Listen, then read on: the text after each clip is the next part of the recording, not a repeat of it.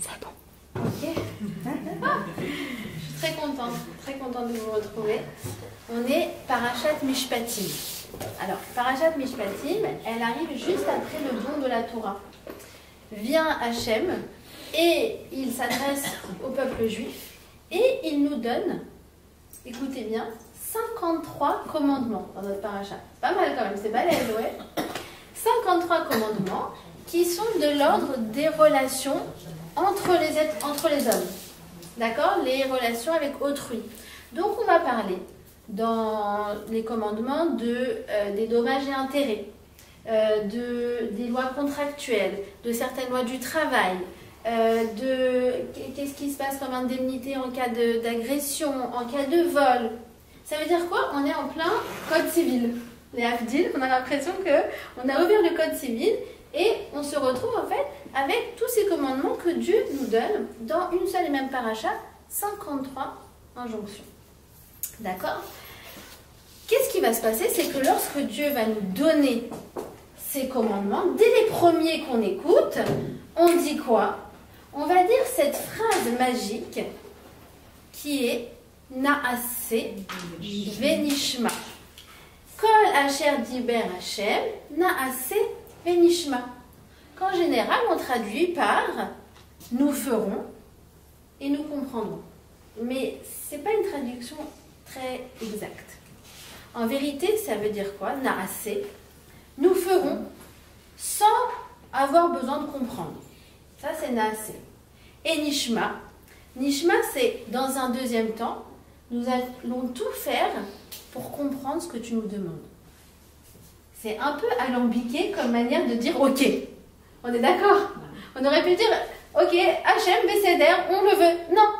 On a dit Naaseh Venishma et en fait, on a l'impression que c'est deux choses qui sont complexes et en plus qui se contredisent.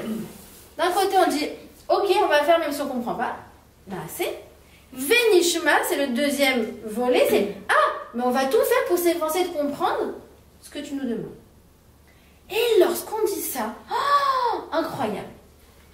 Qu'est-ce qui va se passer? C'est qu'il y a des anges, 600 000 anges qui vont descendre et qui vont mettre des couronnes sur chacun des Bnei Israël. Chacun va recevoir 2 couronnes, un pour Naaseh, une pour Naaseh, une pour Nishma. C'est pour ça que les enfants, quand ils vont au Gan au moment de Shavuot ou de Parashat Yitro, ils reviennent avec les deux, avec la couronne Naaseh et Nishma. Et Dieu va dire waouh. Qu'est-ce que c'est ce waouh? Il va dire comme ça. À partir du moment où les Juifs ont prononcé le Naaseh avant le Nishma, Yatsa bat kol ve'amra. Il y a une voix céleste qui s'est fait entendre. Ve'amra migila raz ze lebanai. Raz chez Malaché Asharet mishtamshim bo. Dieu dit, mais attendez, qui a dévoilé ce secret extraordinaire à mes enfants? Ce secret dont se servent les anges. Waouh! C'est quoi ce secret? J'ai envie de dire, c'est quoi ce mot de passe? On dirait un sisma, d'accord? Le mot de passe, Naaseh Venishma. Un mot de passe dont se servent les anges. Oui? Alors, ce que je vous invite à faire ce soir, c'est qu'en fait, on va décrypter ensemble le Naaseh Venishma. Alors, soyez concentrés. On va aller en profondeur des profondeurs. J'ai déjà prévenu à Anaïs que c'est un cours complexe aujourd'hui, d'accord? Donc j'espère que vous êtes en forme. Et il va falloir me suivre du début jusqu'à la fin. On ne s'arrête pas au milieu, d'accord? Ouais? Ne vous endormez pas. Parce que, écoute, comment vous vous appelez? Moi, Suzy. Suzy. Alors Suzy, écoutez.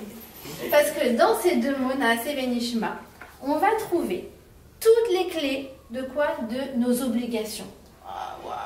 Comment je fais? Je dois aller au boulot ce matin, mais la force. J'ai rendez-vous avec l'autre, mais tu vois, j'ai qu'à faire, j'ai qu'à faire genre, j'ai pas vu mon téléphone, j'ai pas vu son message, ça va, c'est pas grave.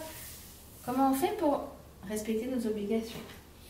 Nos relations de Naaseh Venishma, ça va être la clé de la construction des relations. La notion d'engagement, on va en parler. On a besoin de savoir comment avoir les clés de l'engagement dans une génération qui est allergique à l'engagement. Tu confirmes, Anaïs? Oui. De nos passions. Comment on fait pour faire de nos passions, eh bien, quelque chose de réel? Parce que quelque chose qui est passionnant, eh bien, si on veut vraiment en faire notre métier, si vraiment on veut le réaliser, en faire notre hobby, il y aura toujours des moments où ça va coincer. Il y aura toujours des moments rébarbatifs et coercitifs. Je vous donne un exemple. Moi, avant de donner des cours, je vous ai déjà dit, j'étais dans le management. Mais j'étais dans le management associatif et je m'occupais d'un programme Massa. Et donc pendant 3 ans, c'était le travail le plus passionnant de ma vie. Bon, après, avant d'avoir découvert l'enseignement, et tous les mois, je faisais venir 10, 15, 20 jeunes de France qui venaient ici pour faire un stage en Israël. Ça veut dire en 3 ans, peut-être 200 qui sont venus et beaucoup qui sont restés en Israël. C'était un travail passionnant. Mais il y avait des moments où c'était lourd en responsabilité. Vous imaginez, pendant 6 mois, je sais que j'ai 50 jeunes qui sont sous ma responsabilité. C'est... D'accord? Donc il y a des moments où, même si tu adores ton travail, il va falloir assumer. D'accord? Donc ça va nous donner les clés aussi pour ça. Ça va nous donner les clés de toute la construction de l'être humain, la clé de l'épanouissement personnel, la clé de l'exploitation de notre potentiel et de la réussite de nos projets. C'est pas mal comme programme. Je vous ai motivé? Oui? Allez. Alors, venons, on va regarder ensemble. Naaseh Benishma, comment ça nous est présenté. On est Parashat Mishpatim. Parashat Mishpatim, juste après le nom de la Torah. Pour celles qui viennent d'arriver, vous avez entendu? On est Mishpatim. Voilà, bravo. Et c'est dans notre paracha qu'on a dit la fameuse phrase, le fameux mot de passe, on appelle ça comme ça, Naaseh Benishma. Alors regardez comment les choses, on nous les présente. Comment on va nous introduire ces fameuses lois? Là, les fameux, je vous ai dit, le code civil, le contrat social, enfin, toutes ces lois qui régissent, qui régulent les relations humaines, d'accord? C'est écrit comme ça. Vehele amishpatim asher tassim lifnehem. Dieu dit, et voici les lois que tu vas mettre devant eux. C'est quoi ce et voici? C'est quoi ce et voici? Alors, c'est pas voici, c'est pas gala, d'accord? Ce et voici. Il faut savoir que la Torah ne fait pas des figures de style. Et voilà. Non. Chaque mot, chaque lettre compte. Et Rashi, il vient, il t'explique, ah, c'est quoi ce va-et-les? Et il te dit, ah, va-et-les, de même que les 10 commandements, les premières lois ont été données au Har Sinaï, celles-ci aussi ont été promulguées au Sinaï. Pourquoi tu nous dis ça, Rashi? Ah, parce qu'en fait, tu sais, ce vav, le va-et-les, qu'on traduit par et, un vav, en hébreu, c'est aussi un crochet. Comme pour te dire, tu sais, cette paracha, elle se raccroche à celle d'avant, celle de Yitro, on a reçu la Torah, les 10 commandements, le Har Sinaï. Eh bien, celle-là, elle se raccroche. Mais c'est très étonnant. Pourquoi c'est très étonnant? Parce que tu dis, attends. Moi, quand tu me dis parachat Yitro, déjà, je pense à la fête des garçons. Donc, ça me fait rêver. J'imagine le Har Sinaï comme une pièce montée. Vous connaissez la pièce montée? Vous avez compris qu'en fait, ça faisait référence au Har Sinaï, vous? Oui, bah voilà. Et bah, on peut s'en rendre compte à 38 ans, c'est pas grave. Tu fais, ah, j'ai compris, le Har Sinaï. Quand tu penses au don de la Torah, tu sais que ça a été fait en grande pompe. Tu sais que l'humanité tout entière a entendu parler de cet événement, que la voix d'Hachem s'est fait entendre partout, que ça a résonné, que ça a pénétré la matière, qu'il y avait des tonnerres, qu'il y avait des chauffards. Et c'est un événement qui est universellement connu. Tout le monde a entendu parler du don de la Torah. C'est encore plus connu que la prise de la Bastille. D'accord? Et bien du coup, suite à ça, franchement, quand on lit une paracha qui ressemble à un code civil, et tu as l'impression d'être en TD de droit, bah, tu déchantes. On est d'accord? Pourquoi? Parce que tu dis, attends, mais on ne peut pas continuer dans la même foulée, genre nous donner des lois du style soyez spirituel, étudiez la Torah du matin jusqu'au soir, donnez votre vie pour Hachem. Oui, un peu dans la même mouvance. Non, on va te dire, alors, je t'explique. Si ton mouton, il a mangé des carottes chez le voisin, alors dans quel cas tu vas lui rembourser? Dans quel cas tu ne vas pas lui rembourser? à notre échelle, ça donne quoi? Ça donne, imaginons que mon fils, il a pris le téléphone de son copain et qu'il l'a fait tomber par terre et qu'il est cassé. Qui c'est qui paye? Ouais? Intéressant comme question. Ou alors, on va te dire, ah oui, si l'employeur, il a fait tomber la dent de son esclave, tu dis, attends, à notre échelle, ça donne quoi? Ouais, s'il y a un accident sur le lieu de travail, comment ça se passe? Autre exemple, on te dit, ah, imaginons que quelqu'un a prêté sa vache. Il a laissé en dépôt chez quelqu'un, et sa vache, bah, elle est morte. Alors, qui est responsable? Alors, ça nous donne quoi à nous? Ça nous donne... quelqu'un a prêté son appartement à des amis, et puis quand après il récupère les clés, il se rend compte que la vaisselle, il est cassé. Alors? Hein, l'avocate, Léa? Qui c'est qui paye? Hein?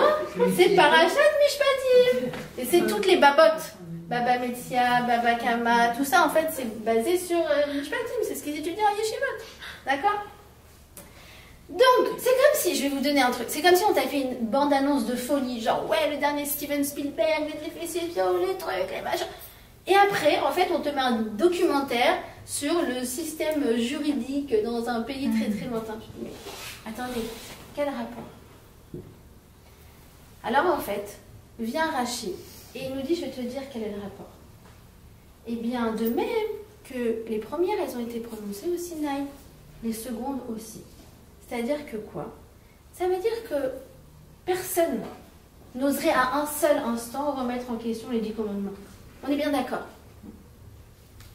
Hachem s'est prononcé devant nous.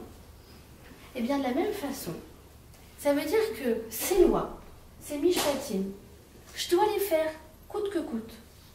Peu importe si je comprends ou pas, si je le ressens ou pas, si je pense qu'en fait ça ne doit pas être vraiment comme ça, si ça me parle pas, je suis d'accord, je suis pas d'accord. Non, Hachem a donné, Hachem a dit, un point c'est tout. Il n'y a pas à rentrer maintenant dans des émotions. Il n'y a pas maintenant à rentrer dans des explications. Il n'y a pas à rentrer dans je comprends pas, ça me parle pas. Non, la Torah te dit, ne t'avise pas à parler de sentiments quand il s'agit de la vie des autres. Tu sais que tu dois le rembourser. Ouais, mais bon, tu sais, en ce moment, c'est pas trop ça. Bah, oui, mais tu dois le rembourser, tu t'es engagé, t'as signé un prix quand même. Tu sais que tu dois... Je suis en plein dans cette problématique.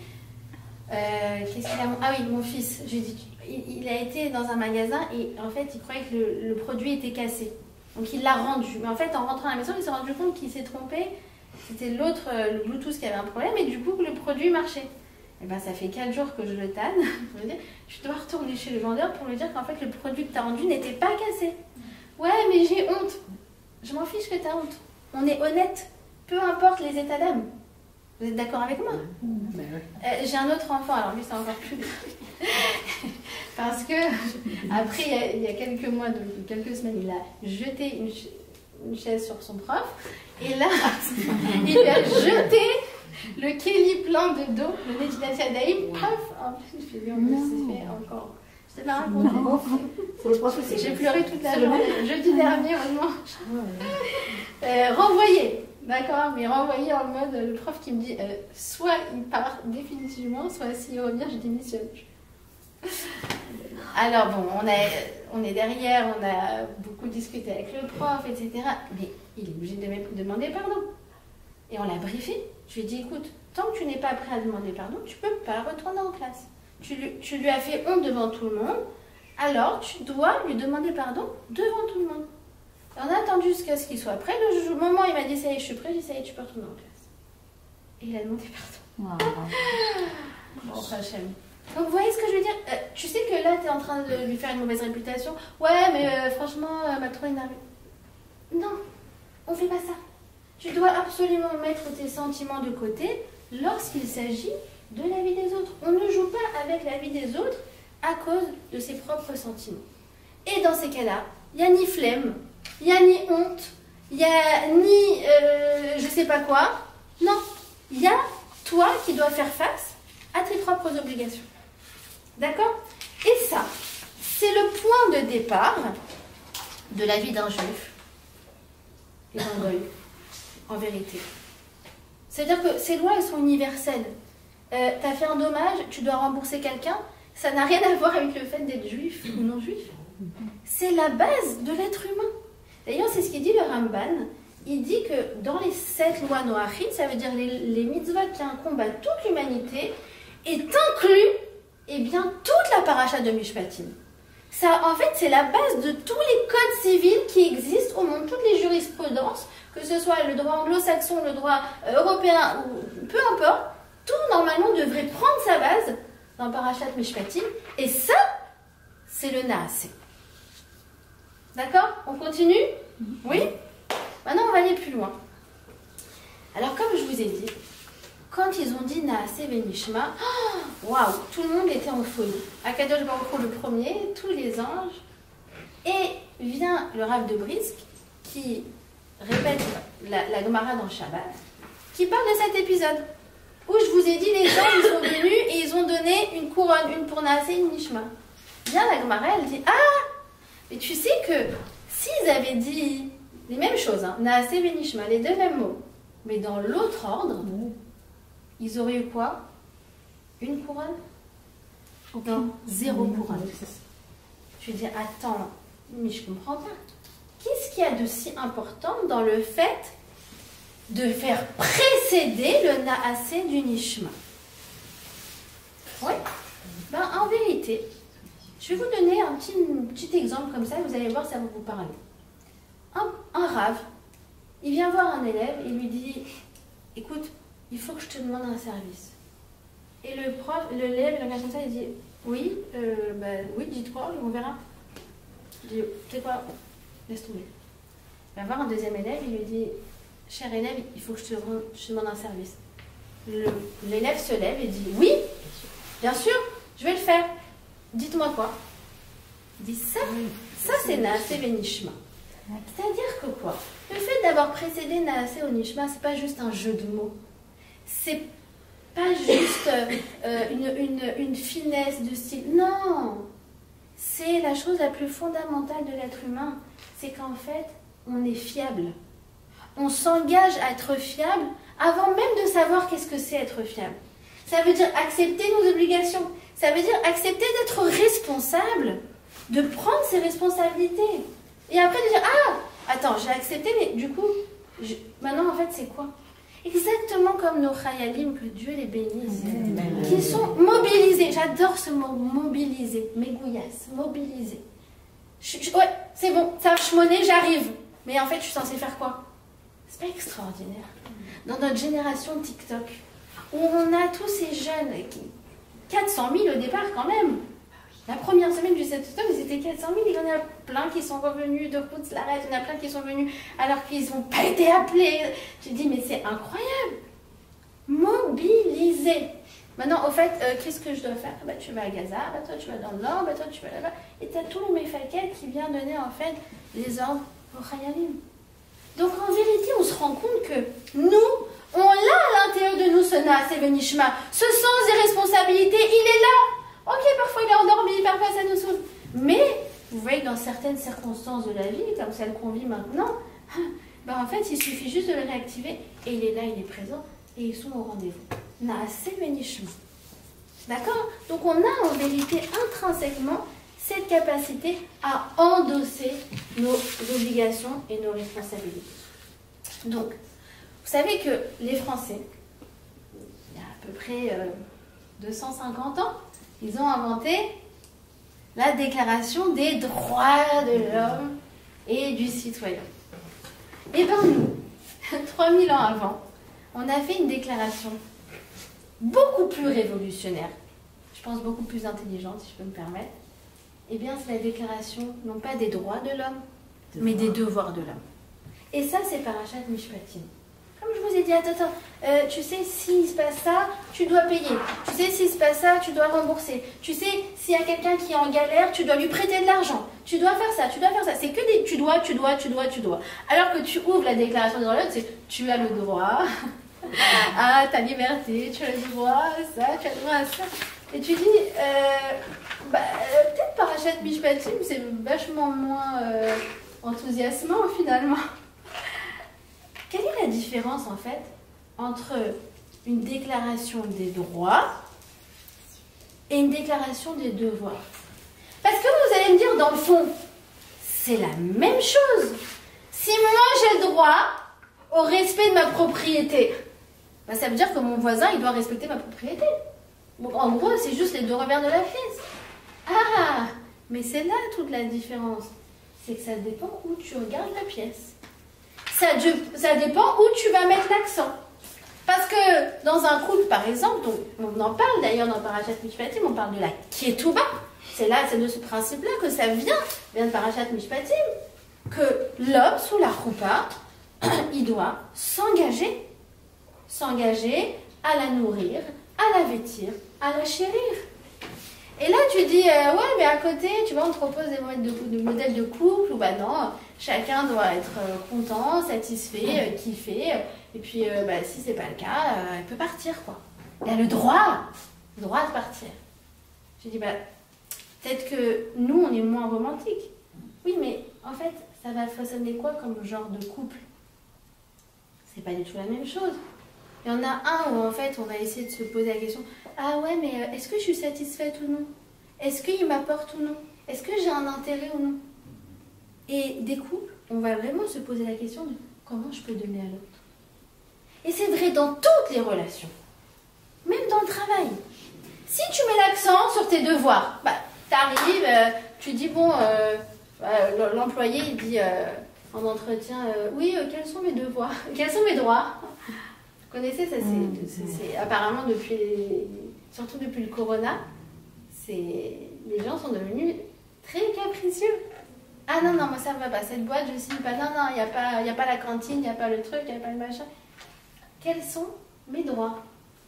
Alors en face, qu'est-ce que tu vas avoir? Si tu as un employé qui est rivé sur ses droits, ben, tu vas avoir un patron qui est rivé sur le fait de se protéger. Et donc tu vas créer une société très procédurière. Où en fait chacun il essaie d'attention, on va pas se faire arnaquer, attention, qu'est-ce que tu peux tirer, regarde combien tu peux avoir d'indemnité, regarde ton... Donc d'un côté, on te dit, regarde comment tu peux être fiable. Et de l'autre côté, on te dit, regarde comment tu peux être fourbe. Donc ça ne crée pas du tout les mêmes systèmes. D'accord ?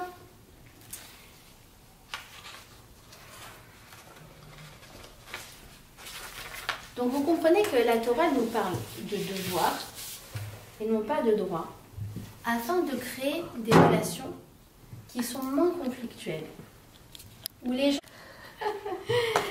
gens sont moins capricieux et donc moins frustrés, et où on développe le sens de l'engagement et des responsabilités. C'est extraordinaire quand même cette révolution d'avoir fait passer le Nishma avant le Naasé, d'avoir fait une déclaration des devoirs avant de faire une déclaration des droits. D'accord? Vous êtes d'accord que c'est plus révolutionnaire que la prise de la Bastille? D'accord. Allez, venez, on continue, parce qu'il ne faut surtout pas s'arrêter là. D'accord? Si on a que regarder dans les vidéos, ne vous arrêtez pas là, parce que vraiment c'est important. Ils n'ont pas dit que Naasé. Ils ont dit Naasé et Nishma. Alors venez, on va voir c'est quoi la suite. En fait, on va voir c'est quoi le Nishma. Toujours ce même Rashi. D'accord? On a vu que le Naasé, c'est la prédisposition à endosser mes obligations. Ok. Maintenant, ce même Rashi, toujours, hein, même verset, même Rashi, il continue. Donc, après t'avoir dit ça, il te dit, le Akadosh Baruch Hu dit à Moshe, ne t'imagine pas, à propos de ces fameux Mishpatim, hein, que ça va te suffire de juste leur enseigner une loi ou deux, en mode détente, un chapitre par-ci, un chapitre par-là. Ah non. Tu vas devoir te fatiguer à leur faire comprendre le ta'am adavar, la raison et la signification. C'est-à-dire que quoi? Rashi continue, il dit attends. Ne sois surtout pas en mode c'est comme ça qu'il faut faire parce que c'est écrit dans la Torah et un point c'est tout. Et il continue, il dit tu dois les placer devant eux, ta simlifnehem. Comme quoi? Comme un shulchan aruch, comme une table dressée. exceptionnel. C'est quoi Shulchan Aruch? Quand on entend Shulchan Aruch, on dit ah bah c'est le fameux livre de codification du judaïsme. Bah, c'est Yosef Karo qui l'a écrit il y a 5 siècles. Et pourquoi il l'a appelé comme ça? Bah, en fait, il s'est inspiré de ce Rashi-là. Ou en fait, Rashi te dit en allusion que l'apprentissage de nos lois ne doit surtout pas être fade et insipide et contraignant. Ah non, il faut que ça ressemble à une bonne keila. Il faut que ça ressemble à de la bonne nourriture. Alors, entre parenthèses, mon frère m'a envoyé une vidéo cette semaine exceptionnelle. Je vais forwarder à Anaïs, parce que c'était la fierté familiale. Je vous la raconte. Rabbi David Pinto en plein cours. Il raconte qu'il se trouve donc chez mon frère aux États-Unis et il dit voilà, moi j'ai jamais aimé la Keila, en fait j'ai jamais goûté, ça m'a toujours repoussé, j'ai jamais voulu goûter de ma vie. Et un jour, j'étais donc chez cet homme, donc c'est mon frère, et c'était une bilada. Et là, on fait passer le plat, et puis c'était sa femme qui avait cuisiné. Bon, j'ai voulu honorer la maîtresse de maison, je n'ai pas regardé ce que c'était. J'ai goûté, j'ai fait ah, il a fait une deuxième cuillère. Ouais, ah non, c'est bon, c'est bon. Et après, une troisième, et tout. À la fin, il finit tout le plat. Il dit c'est quoi ce que j'ai mangé? Bah, c'est de la pkeila. Ah, c'est ça la pkeila? Une deuxième assiette. Trop fort. Non, il y a ma belle-sœur. Attends, je te rends compte le sroud. Et attendez, il continue. Il dit, bah la Torah c'est pareil. Au début t'es là, tu dis attends, baba kama, baba trama, ta. Et en fait tu goûtes, tu kiffes, tu me dis attends mais c'était quoi ça? C'était de la Torah. C'est la Pkeila. Attends, franchement, il a quand même comparé. Non seulement tu as eu le mérite de lui faire aimer la Pkeila, mais en plus, grâce à toi, il compare la Torah à la Pkeila. Genre, c'est une fierté familiale. D'accord? Donc, on continue. Comme quoi la Torah est une. Et la Torah est une, exactement. Et d'ailleurs, une fois, Rav Citruc, il avait dit à la Vachalem, il avait dit si tu prends Sinaï et tu retournes, ça fait Tunis. Voilà. Vous voyez ensemble. En tout cas, tu vois que ce Rashi, il te dit ah, attention, on doit surtout pas se contenter de faire les choses par automatisme. On doit s'efforcer de trouver le goût des choses. On ne veut pas un judaïsme robotique. On ne veut pas que vous soyez des robots religieux. On veut que les mitzvot, eh bien, vous les mettiez à votre sauce, que vous les ressentiez. C'est-à-dire, en gros, naasé, ok, venishma.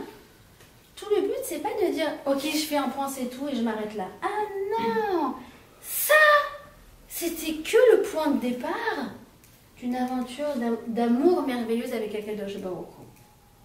Ou quoi? Ou, oui, Hachem te dit, je veux que tu t'y soumettes, mais je veux que tu comprennes, je veux que tu kiffes, je veux que tu saches pourquoi ces lois, elles sont bonnes pour toi. Donc quoi? Donc c'est pour ça qu'en fait, on a l'étude de la Torah.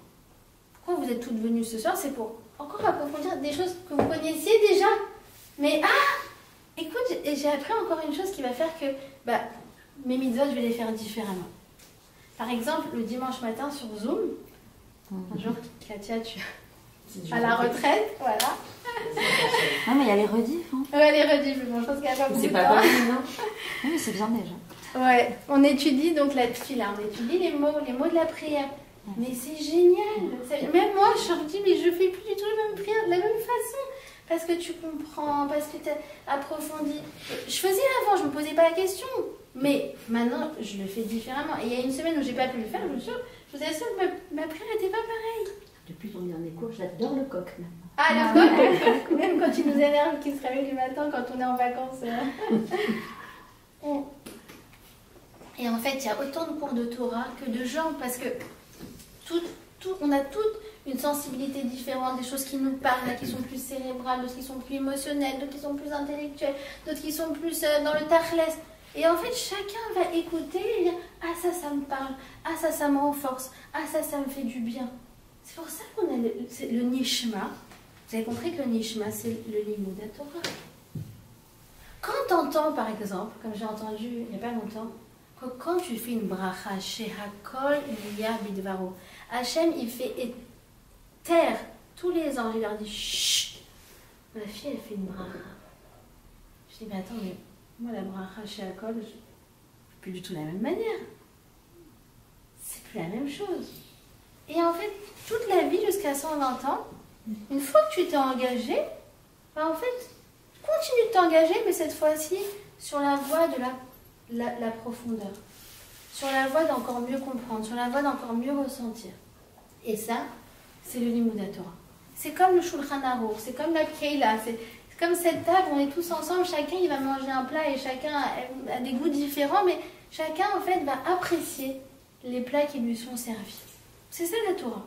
D'accord? Donc, vous avez bien compris que je fais parce que je suis engagée. Indépendamment de si je comprends ou non. Parce que c'est comme ça qu'on façonne notre sens des responsabilités, mais c'est comme ça aussi qu'on façonne une relation de confiance mutuelle. Mais, je ne dois surtout pas m'arrêter là. Je vais étudier en profondeur. D'accord? C'est-à-dire que la Torah, elle nous parle d'émotion. Elle nous dit, fais, d'accord, tu t'es engagé, mais essaye d'approfondir de manière à être plus émotive. Parce que l'émotion, elle est fondamentale. C'est celle qui va te porter. D'accord? Donc, dans ce Naaseh Venishma, on va continuer d'approfondir. Vous êtes toujours avec moi ou pas? Oui? On continue. En vérité, vous avez, comme je vous ai dit, les deux prédispositions à toute la construction de l'être humain et toute réussite de projet. Quelles sont ces deux dispositions? C'est ce que appelle Yoram Jacobson Itraïvout, pardon, Mechoyavout, excusez-moi, Mechoyavout, l'obligation, le Naaseh. Et le deuxième, c'est Itnadvout. Itnadvout, c'est je le fais parce que je le kiffe, parce que je ressens. D'accord? C'est la motivation externe, ça s'impose à moi, et c'est la motivation interne, j'en ai envie. C'est la raison et l'émotion. C'est le prends sur toi et c'est en toi. D'accord? C'est le attends, là il faut le faire, il ne faut pas trop s'écouter. Et c'est le attends, là c'est peut-être le moment de s'écouter. En vérité, ces deux choses qui paraissent antagonistes, c'est comme, si vous voulez, la droite et la gauche. Elles s'opposent, mais c'est ça qui nous permet d'avancer. C'est là tout l'équilibre d'une personne, d'agencer en permanence ce Naaseh et Nishma. Mechouyavu et Itnadvout. Parce que quelqu'un qui est trop dans la Itnadvout, qu'est-ce que ça va donner? Ça va donner alors tu es toujours en études architecture? Non, écoute, j'ai arrêté en deuxième année parce que ça commence à devenir trop compliqué. Du coup, je travaille, je voulais faire médecine chinoise, mais finalement, ça ne me parlait plus. Alors, je travaille dans un call center, mais bon, là, je vais arrêter parce que le patron, il m'a saoulée. Je dis, mais quelle direction tu veux prendre? Ça, c'est les gens qui s'écoutent trop. À l'inverse, quelqu'un qui est trop dans la Mechoyavout, c'est faut le faire. Ah non, mais faut le faire parce que je me suis engagée. Et donc, c'est les gens, tu dis, mais t'es toujours avocate alors que mais je croyais que tu détestais le droit. Ah ouais, mais bon, qu'est-ce que tu veux? J'ai mon barreau, voilà, ça fait 10 ans que je suis dans cette boîte. Oui, écoute, j'ai choisi cette voie, j'ai choisi cette voie. T'as choisi cette voie, mais ça t'épanouit pas. D'accord? Donc en fait, vous avez compris ou pas? Vous suivez? Donc, t'as les gens qui s'écoutent trop et t'as les gens qui ne s'écoutent pas assez. Et les gens qui s'écoutent trop, qu'est-ce qui va se passer? C'est qu'ils vont se décourager dès que ça se corse.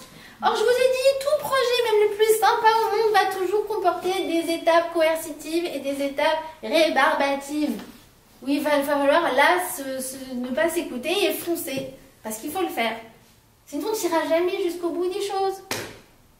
Et, à l'inverse, la personne qui ne s'écoute pas assez, c'est quoi? C'est les gens, genre, ils vont au bout, et après ils te font un burn-out, ils te font la crise de la cinquantaine. Ou alors ils restent toute leur vie comme ça, mais ils ne seront jamais heureux. C'est-à-dire que la Torah, elle t'invite à être raisonnable avant d'être fantaisiste, mais d'avoir aussi de la fantaisie. Parce que si tu n'es que raisonnable, mais tu risques d'être sacrément malheureuse. Mais ta fantaisie ne peut s'inscrire que sur ton côté raisonnable, parce que sinon, il n'y a rien sur lequel elle peut s'accrocher. Vous voyez ce que je veux dire ou pas? C'est toujours ces deux forces antagonistes, dans tout. Le couple, bien sûr que ça doit être un lieu d'épanouissement, mais c'est un lieu d'engagement. Oui, même les amitiés.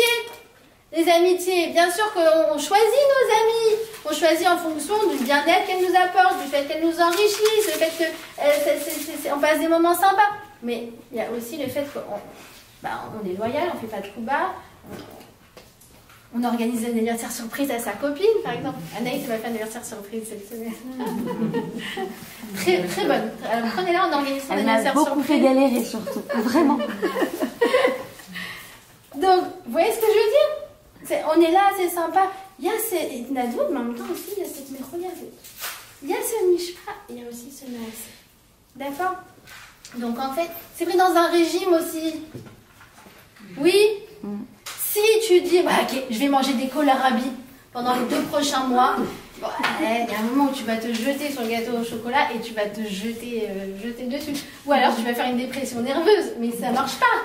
D'accord? Donc l'idée c'est de dire, regarde, je dois perdre ces 5 kilos par exemple.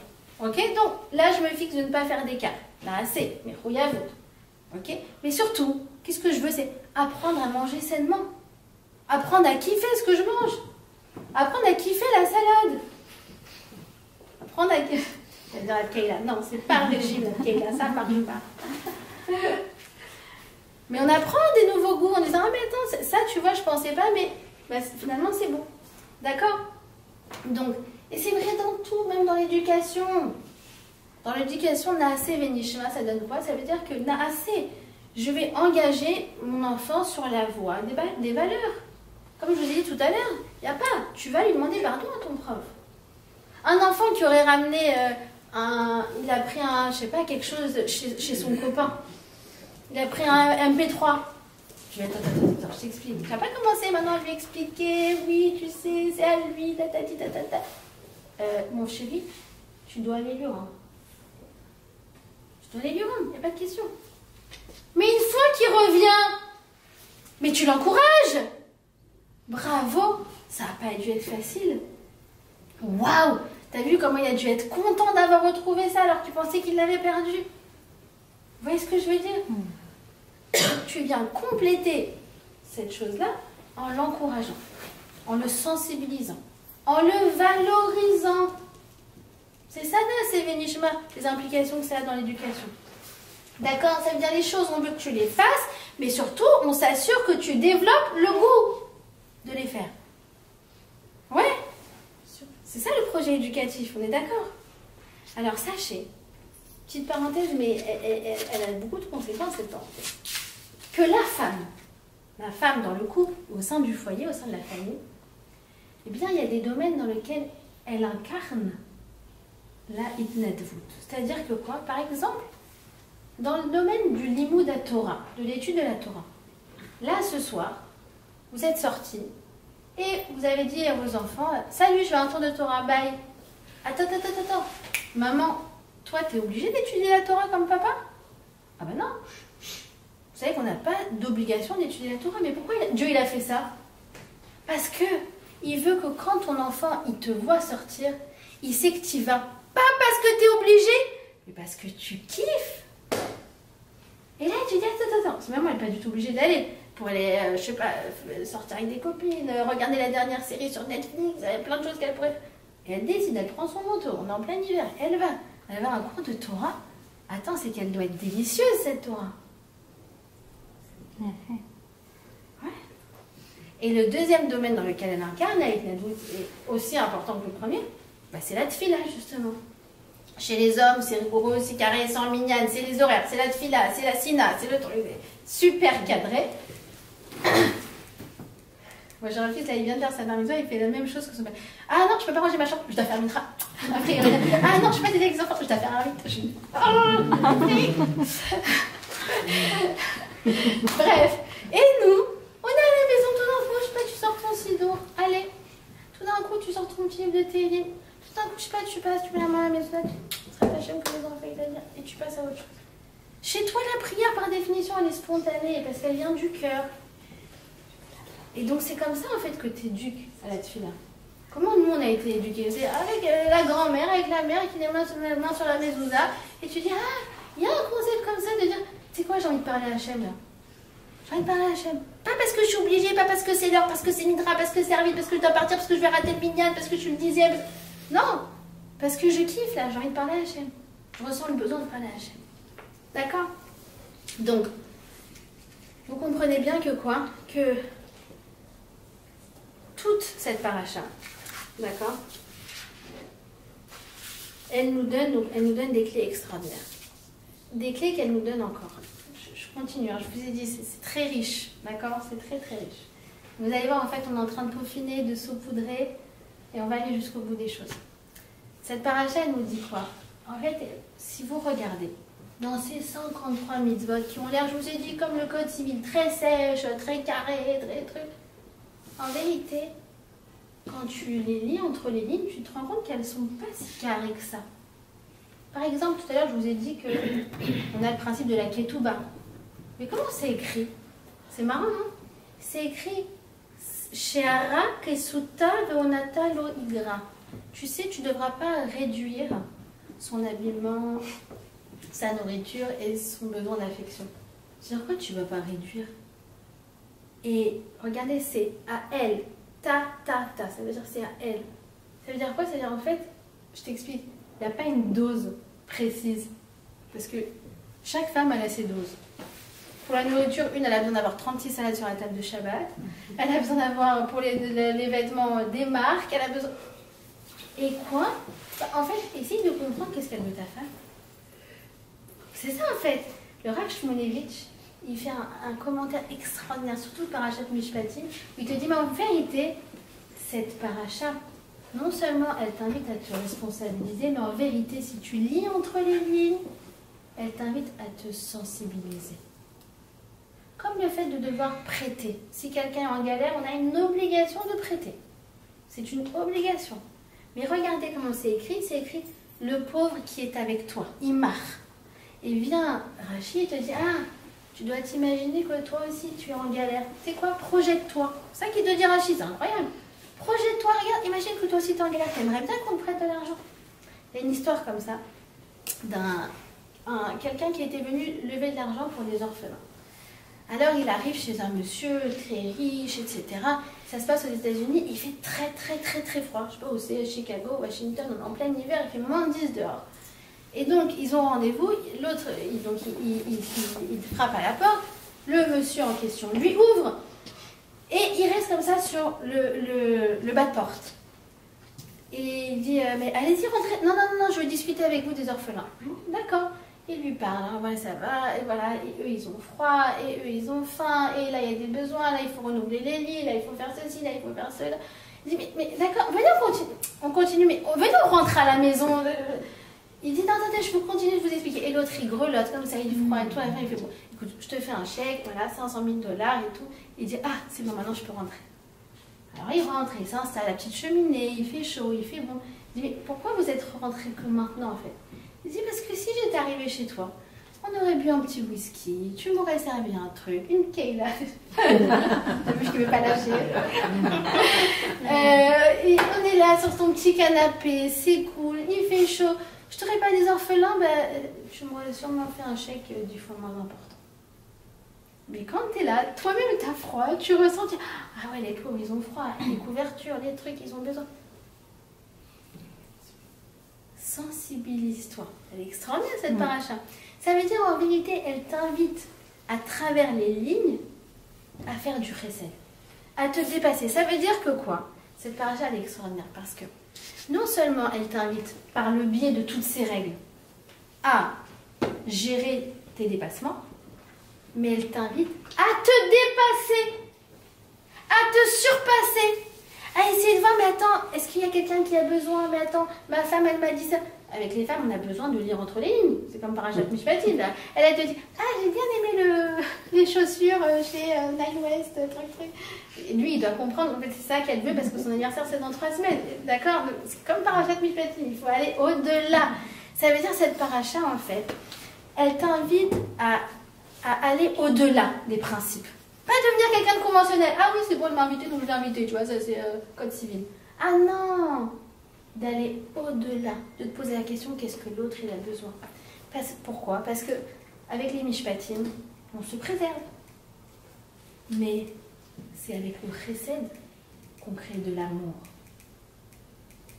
C'est pas la même chose. On a besoin des mishpatim, mais on va pas s'arrêter là. On va aller au-dessus et créer justement des gens qui sont sensibles et qui vont se poser la question de comment faire plus, comment aider plus, comment être plus sensible, etc. Et c'est comme ça qu'on va vraiment créer des relations qui sont basées sur l'engagement. D'accord? Et basées sur le chesed, basées sur l'envie de faire plaisir à l'autre. Je vous raconte une petite histoire aussi comme ça avant qu'on termine. Ouais? C'est une histoire très très mignonne où il y a une jeune fille qui rentre dans un avion et qui est accompagnée de ses 2 grands-parents. D'accord? Le grand-père et la grand-mère sont mariés depuis 50 ans. D'accord? Et là, au moment de s'asseoir, le grand-père il dit à la jeune fille, lui dit « Moi, je préfère la fenêtre, mais je sais que ta grand-mère aussi. Alors je vais lui laisser s'asseoir à côté de la fenêtre. » Et donc la grand-mère s'installe. La jeune fille, lui au couloir. Et la grand-mère, elle se tourne vers la fille et dit « Tu sais, moi je préfère le couloir. Mais je sais que papy aussi. Alors je laisse ma place. » Et là, elle s'en rend, elle fait « Attends, ça fait 50 ans qu'ils voyagent ensemble et qu'en fait, ils se gourent de place. Et ils croient qu'ils font plaisir. En fait, non, parce que chacun, il n'est pas à la bonne place. » Elle dit « Mais je vais enfin leur dire. » Et là, elle fait « Attends. En fait, non.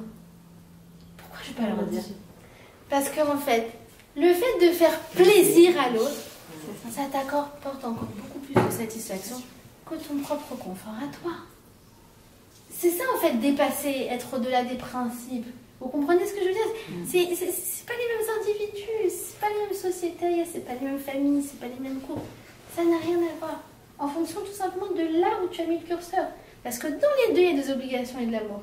Ça dépend où est-ce que tu as mis le curseur. D'accord ?